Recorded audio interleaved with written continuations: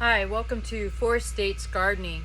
So today, what I'm going to be doing is actually getting started on some more seedlings to get ready for our produce crops to put into the ground.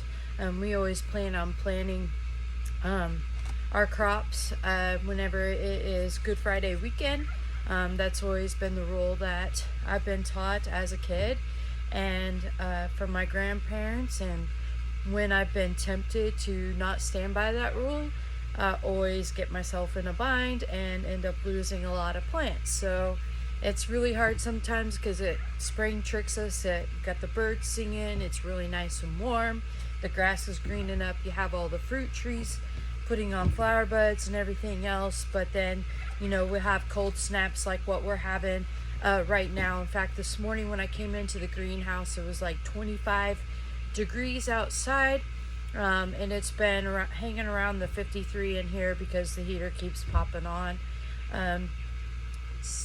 So I just want to this is going to be technically our first video, even though I've been posting some shorts and things of that nature, but we're going to be doing a lot of seed work today.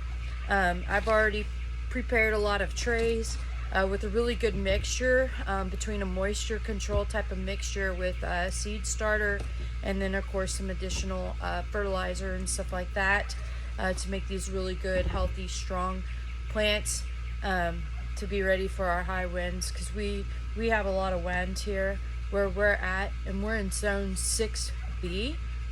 So you could probably start planting earlier. A lot of folks believe that after St. Patrick's Day is a good time as well to start planting. I would say that'd probably be like zone 7 and up, but to each their own. So you can do certainly what you want to do. So I'll start off with a little bit of a background about Four States Gardening. We have a Four States greenhouse. We started a year ago. We didn't get our greenhouse completed until April. So our greenhouse actually arrived in August of 21, and our family worked together to bring in 200,000 pounds of dirt. Didn't realize it was going to take that much, but it did, to kind of make a level foundation base for our greenhouse. And so that took us quite a bit of time because we hand shoveled it, hand leveled it, everything else. And so putting up the structure, all of that, getting the heaters and the exhaust fans and all that put in, it took us all the way to April to get that completed. So we really didn't get to experience the spring market. We started doing farmers markets in July.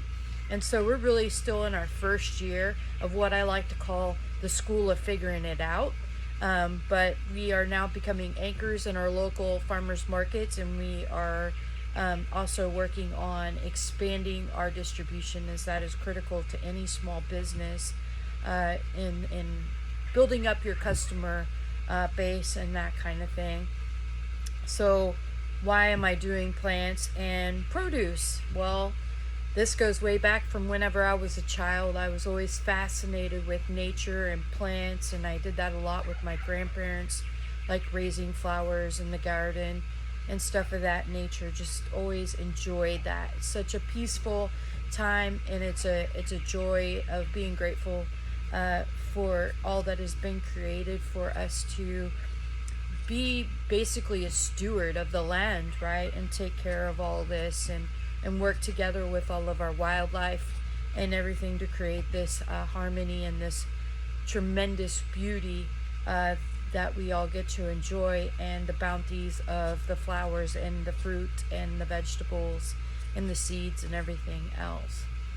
And so many years ago, it's been coming up on 20 years ago, I originally had wanted to look at starting a business, because it is something that I really enjoy. I looked at a few businesses, but the timing just wasn't right, and the way that they had them structured really wasn't what I was looking for.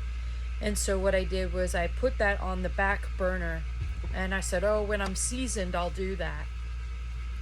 I had since lost my mom. I've lost all my grandparents, everybody, and I always had a sense of connection in gardening and everything else with them. And my mom would come out and help every year with the gardens and everything else, setting them up and weeding and just, it was just a good time, and I always appreciated that time and looked forward to that time every year. But since losing her, that was a little hard. You go through, the holidays and things of that nature, and then spring, and so just really missed her. And what was a way to honor and connect? And I couldn't hold the urge back anymore, and ordered the greenhouse and just started going to the school to figure it out, and launched this baby. I just couldn't hold it anymore to wait till I was seasoned. So I work full time, and then my husband does a lot of the work here with the greenhouse and everything too. But this way I can enjoy planting and going to the market and building up our legacy and rebirthing our farm. We're on a 6th generation farm, so that's really important to us as well. So pretty excited about that. That's just a little bit about the backstory. And as time goes on, probably share a lot more with you, and you'll understand it even further. But this is definitely in honor of not only my mother and my grandparents, but also my husband's grandparents and everything else, as they used to farm the land. And not only that, but we're really big into gardening and everything as well. And so we in fact got married at his grandma's house because I loved her gardens. She, hand stacked every rock, sourced every rock, carried it down from their hill, mountain, whatever you want to call it, and built all the, did all the planters and everything else, and just absolutely gorgeous. We had to get married there. So we're going to get started today. The first seeds that we're going to do is I'm going to do some green beans. So I did earlier go through and do kind of like a little inventory on what we already have going that's already germinated and everything else. So we definitely need a lot more green beans. People love green beans and that kind of thing. So that's the first one we're going to start off with today, and then I'll do a separate one on this sheet that will be that, and also give me the expected time frame of when I think that'll be harvested, so that way we can have our succession planting and everything else.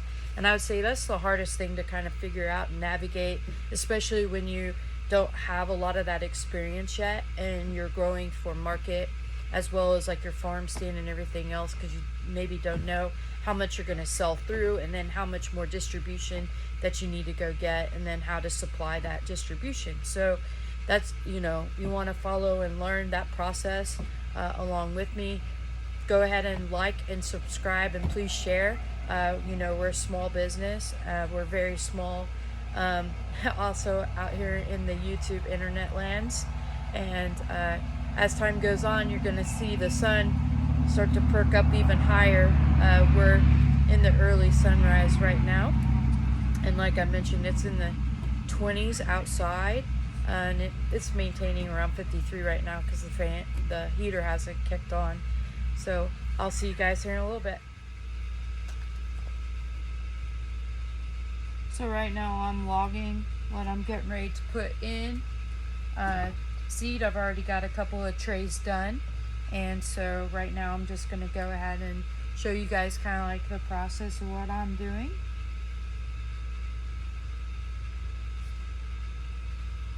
So I'm writing down the varieties, how many days and how many is planted of that variety or started for the germination.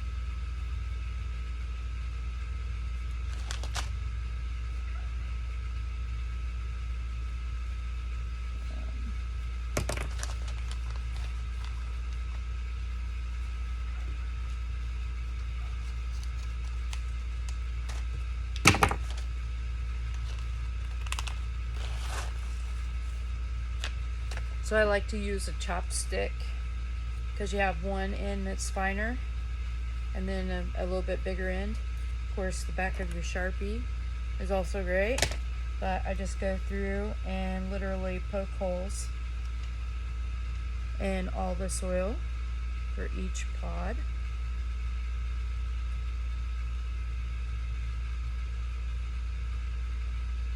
And I already put all the soil in these and had, I don't know, probably 15 trays or so ready. Just helps for a faster process than trying to do it each one as you go, which I did do that quite a bit last year.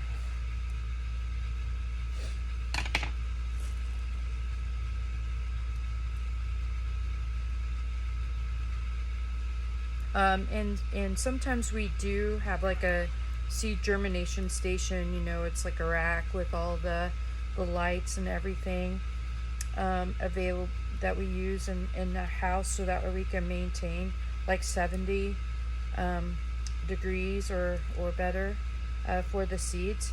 However, we did do some test runs in here with the greenhouse, and we had great luck with the germination. So I'm likely just going to go ahead and keep them in here, not worry about taking them in the house to germinate.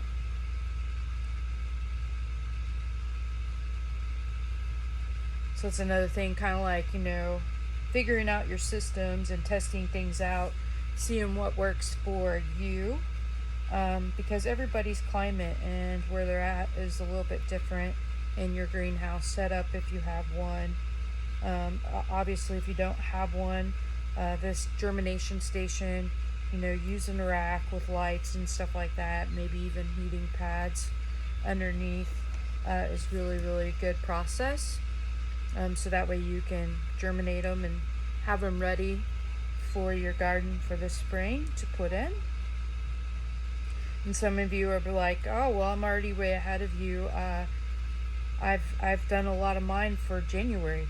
And yeah, so we have those over there. They're quite beautiful and large at this moment. I got pole green beans, flower budding, getting ready to put on some vegetation. So, or I don't know if vegetation, but fruit, whatever you want to call it, on. So excited about that. Looks like this packet's going to cover this entire tray. I'm not mad about that. That's awesome.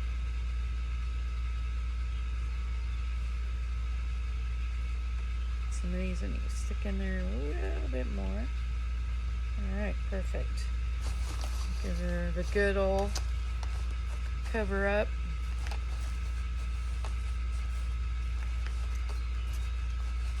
Alrighty. And then going to tag it. Make sure you tag and label all your stuff so you know what you're dealing with.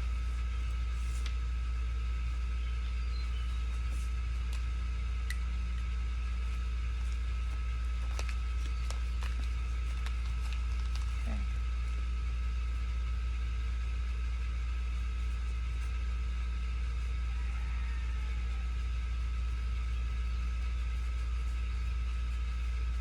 So all the varieties that I have here so far that I've planted have been between a 50 to 60 day harvest to harvest. So pretty good spread there. That gives us about 2 weeks, you know, covered, and we'll have to keep on, you know, doing our succession planning on that kind of thing. But there you go. Put it in there. Voila, on to the next one. So that's going to be it for that video today. I want to thank you for taking the time to learn a little bit about our story and to watch our video about us starting out the spring season and germinating our plants, starting out our seeds. The first section was green beans. And so thank you for that time. Please like, share, and subscribe, and I'll see you next time. Take care. Bye-bye.